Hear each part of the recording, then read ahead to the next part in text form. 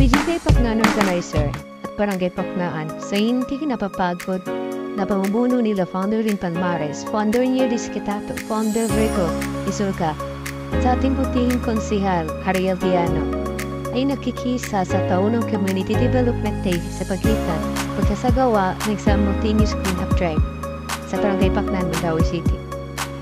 Ang kaganapang ito ay nagpapamalas ng pagkakaisa at pagkakapatiran sa pagitan ng mga kawani ng gobyerno at mga residente upang mapanatili kung kalinisan at kaisan ng kanilang komunidad. Kung paglahok sa ganitong aktibidad ay nagpapakita ng suporta ng gobyerno sa komunidad ng Mandaue sa mga hatikain ng pamumuhay ng malinis at ligtas. Bukod pa rito, ito rin ang nagpapakita ng magandang halimbawa sa iba pa na makihisa sa ganitong uri ng gawain. Ang aktibidad na ito ay nagdudulot ng epekto sa komunidad, kapaligiran, at kagandahan loob ng mamamayan. Mabuhay!